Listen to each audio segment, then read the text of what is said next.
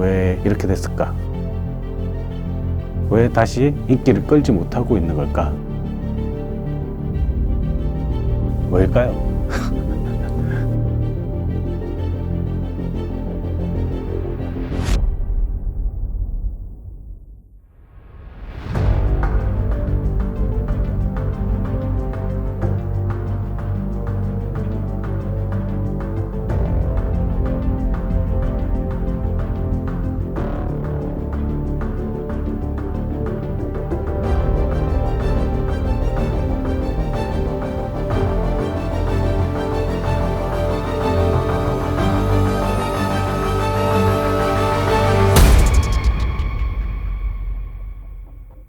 가끔 보면은 평가절하된 그런 차들이 있다고 생각을 하거든요. 프랑스 자동차 르노나 푸조 같은 차들이 우리나라에서는 큰 인기를 끌지 못하고 있다. 르노는 그래도 지금 르노 코리아가 들어와서 조금 현지화 되어 가고 있는 것도 있는데, 푸조 같은 경우에는 얼마 전까지만 해도 너무 현지화가 안 돼 있어서 힘들다, 그런 느낌이 있었거든요. 실제로 보면은 그 매력을 느낄 수가 있어요. 다른 차들도 좋지만 특히 푸조만이 가진 매력이 있거든요.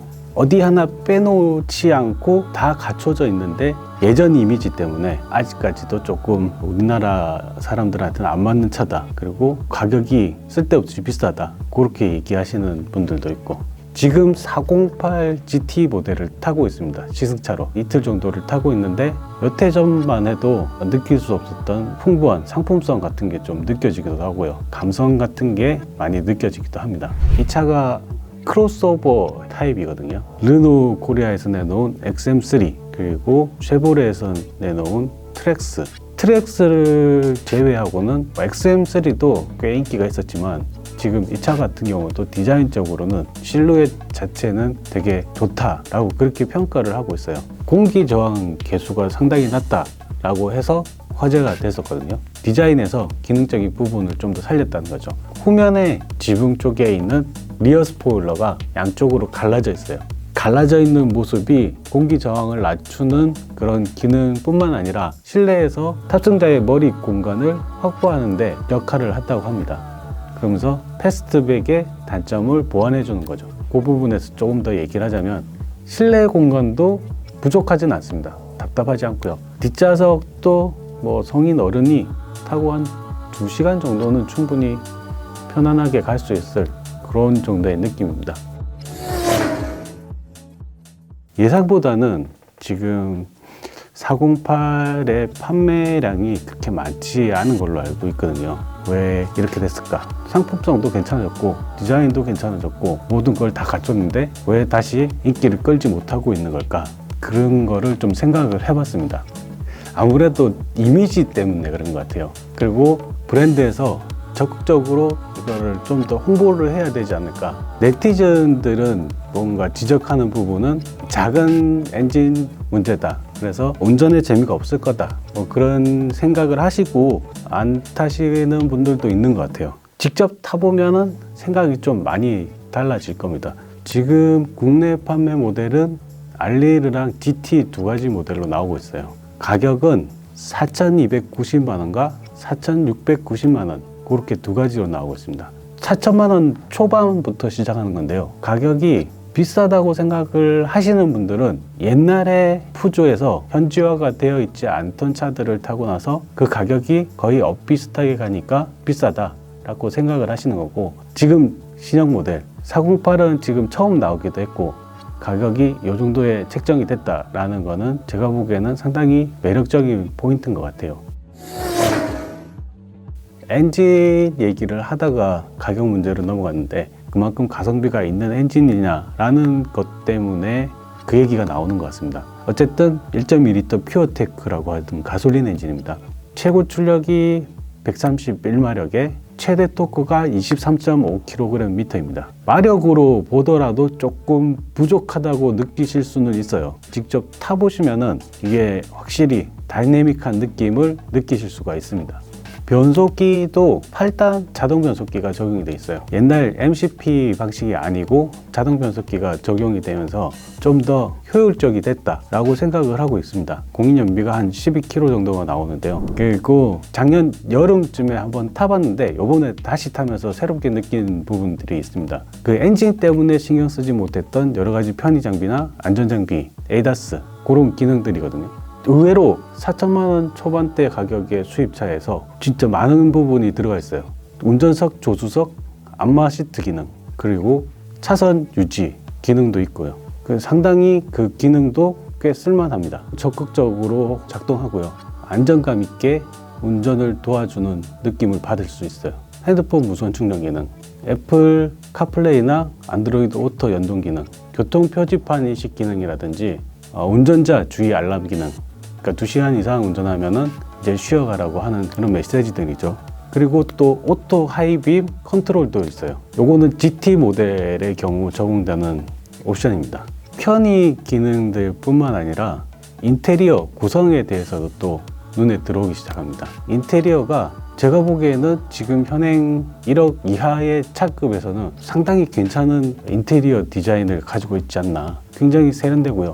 명품을 많이 만드는 나라에서 제작하는 차답게 느낌이 상당히 좋습니다.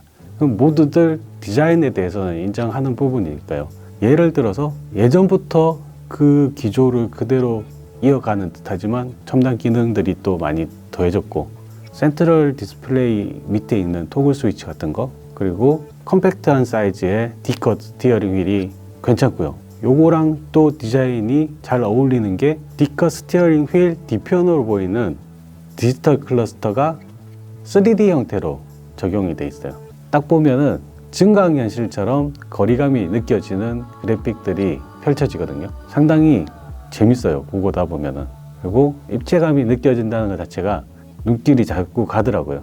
그리고 디지털 클러스터 자체가 디자인적으로도 그렇고 기능적으로도 헤드업 디스플레이 역할을 대신해 주니까 꽤 유용하게 사용할 수 있는 거죠. 인테리어에 사용된 소재 같은 경우도 대시보드 위쪽은 소프트한 재질의 우레탄이 적용이 됐고요. 그리고 그 앞쪽으로 대시보드 그 엣지 쪽으로 보면은 알루미늄 느낌의 무광 크롬이 적용이 돼 있어요.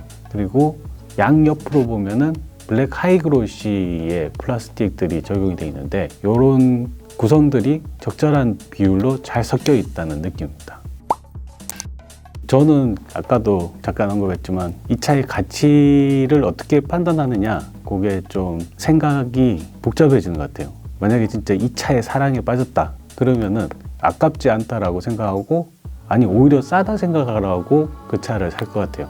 근데 편의 기능들이 한참 많이 들어간, 그리고 차가 이 정도 가격이면 차가 좀 더 크고 더 실용적일 수 있겠다라고 생각을 하면은 물론 국산차로 가야 되겠죠. 근데 차가 또 실용성만 가지고 타는 게 아니니까 멋도 있어야 되고, 또 내가 가지고 싶어하는 소유 욕구도 있어야 되고, 그런 거를 생각을 하면은 4천만 원 초반대 이거 상당히 큰 메리트라고 생각을 합니다.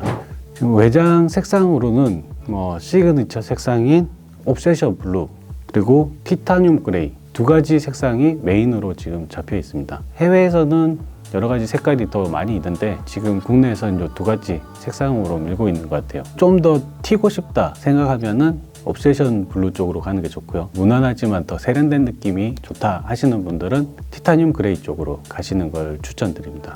차체는 길이가 4700mm입니다.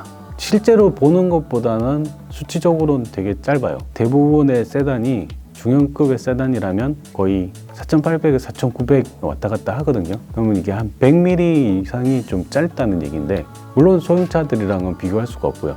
그 중간 사이에 있다고 보시면 될 것 같아요. 전고는 1485mm예요. 2790mm의 휠 베이스를 가지고 있어서 준중형급 사이즈라고 보시면 될 것 같습니다. 시승에 나왔습니다. 일단 시승 느낌을 설명을 드려야 되겠죠. 스튜디오에서 얘기했던 것처럼 1.2L 직렬 3기통 엔진, 이 3기통 엔진이라는 것 자체가 상당히 많은 지적을 받고 있습니다. 정말 이게 괜찮을까? 저는 개인적인 생각으로는 충분하다고 생각을 합니다. 최고 출력이 131마력인데요. 물론 힘이 조금 딸린다라는 느낌은 있지만 일상생활에서 사용하는데 크게 불편함이 없어요. 민첩성에서도 충분히 제 역할을 다하고 있고요. 일상 모드에서 주행을 하면은 편안하게 가속하고 감속하고 조금 답답하다 생각해서 스포츠 모드 바꾸면 확실히 좀 더 달라집니다. 고속에서 더 가속하는데도 힘이 부족하지 않고요. 지금 가속해봤는데요, 이 정도면은 충분하지 않나 생각이 듭니다. 다만 한 가지 단점이라고 하면은 소음이 많이 올라옵니다. 그만큼 엔진을 좀 무리하게 밀어붙인다는 거겠죠. 노면 소음도 생각보다는 올라옵니다. 지금 이 차의 휠 사이즈가 19인치고 2055로 알고 있거든요. 승차감도 나쁘진 않습니다. 좀 이따 뒷좌석에도 한번 타볼 건데 지금 앞좌석에서 승차감은 괜찮습니다. 굳이 비교를 하자면 준중형급의 세단과 비교했을 때 고급에서는 굉장히 상위급에 속하지 않나 그렇게 생각이 듭니다. 시트 포지션이 아까 얘기했듯이 크로스오버 차량 치고는 좀 낮은 편이에요. 만약에 XM3가 SUV형에 가까운 크로스오버라고 하면은 이 차는 세단에 가까운 크로스오버형이라고 볼 수 있을 것 같습니다. 지금 앉아있는 시트 포지션이 제일 낮춘 상태거든요. 제가 앉은키가 좀 커서 항상 차를 타면은 시트를 가장 낮추는 편인데 지금 가장 낮춘 상태에서 전방 지하를 쳐다보면은 꽤나 괜찮게 나와요. SUV 차량을 타면은 시트 포지션이 안 낮아지니까 위에서 쳐다보는 느낌이 저는 좀 개인적으로 별로 좋아하진 않거든요. 푹 주저앉은 느낌의 그런 느낌을 좋아하는데 지금 이 차 같은 경우에는 그런 느낌을 주고 있습니다. 그리고 시트 포지션을 계속 못 맞추는 이유가 전동 시트 기능이라든지 전자장비 기능이 많이 들어가다 보면은 시트 포지션을 낮추는데 한계가 있어요. 안마 기능까지 들어가 있는데 시트 포지션이 이만큼 낮을 수 있다는 거는 꽤 영리하게 잘 만들었다 그렇게 얘기할 수 있죠.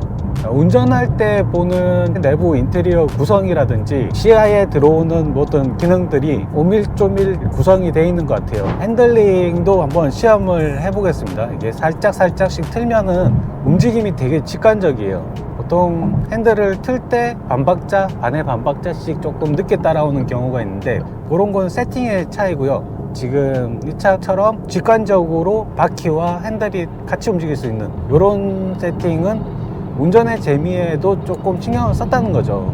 코너를 돌 때도 안정적인 느낌이 있습니다. 이 차의 또 하나의 장점은 패들 시프트를 충분히 재밌게 사용할 수 있다는 거죠. 매뉴얼 버튼이 굉장히 독특하게 생긴 기어 레버 바로 옆에 파킹 버튼이랑 매뉴얼 버튼이 있어요. 매뉴얼 버튼으로 누르면 수동으로 운전을 즐기실 수가 있거든요. 스틱으로 있었으면 더 재밌었을 건데 이제 패들 시프트로 넘겼다고 생각하시면 될 것 같아요. 시승 느낌은 이 정도인 것 같습니다. 그러면 또 뒷좌석에 가서 한번 타보겠습니다. 자, 2열에 넘어왔습니다. 제일 걱정하시는 부분이 뒷좌석 머리 공간이거든요. 이런 패스트백 스타일의 차들이 2열 좌석에 앉으면 머리 공간이 되게 부족하다 이렇게 말씀들을 하세요. 제가 아까도 말씀드렸지만 앉은키가 조금 큰 편입니다. 근데 머리 공간에서 여유가 조금 있고요. 여유 공간이 생기는 이유가 루프에 달린 리어 스포일러 모양이 이거를 의도하고 만들었다는 거죠. 디자인도 살리고 공간도 살리고 지금 머리 공간은 움푹 패여 있어요. 그래서 크게 불편하지 않아요. 다만 한 가지 요즘 SUV들에 주로 볼 수 있는 리클라이닝 기능 같은 거는 없습니다. 전반적으로 보면은 조금 밋밋한 느낌이 있어요. 공조기라든지 이런 것도 이제 수동으로 작동되게끔 돼 있고요. 그리고 USB 포트가 C타입으로 2개가 제공되긴 하는데 그 이외의 것은 크게 뭐 기대할 수 있는 부분은 없는 것 같아요. 뒷좌석 공간은 나쁘진 않습니다. 영리하게 잘 뽑은 것 같고요. 다만 또 한 가지 살짝 지적을 하자면 뒷좌석 도어 모양이 살짝 날카로워요. 제가 애들을 키우고 있어가지고 표현이 그렇게 됐는데 끄트머리가 올라가 있는 모양이라서 열고 닫을 때 불편하지 않나 그런 거 말고는 큰 문제는 없습니다. 뒷좌석 리뷰는 여기까지 하겠습니다. 지금 여러 가지 요소들을 보더라도 이 차는 충분히 차의 가격에 상응하는 상품성을 갖고 있는 것 같아요. 다만 사람들이 비싸다, 그런 차 왜 타? 그렇게 생각하시는 이유가 이전 이미지가 넘어오는 바람에 그런 것 같아요. 근데 지금 푸조는 스텔란티스의 그룹 속에 속하게 되면서, 그리고 스텔란티스 코리아가 한국 내 판매를 전담하게 되면서 푸조의 상품성도 현지화시키는 방향으로 또 많이 갔고요. 그러면서 우리나라에서도 푸조를 개성 있게, 그리고 상품성에 만족하면서 그렇게 탈 수 있을 거라고 생각이 됩니다.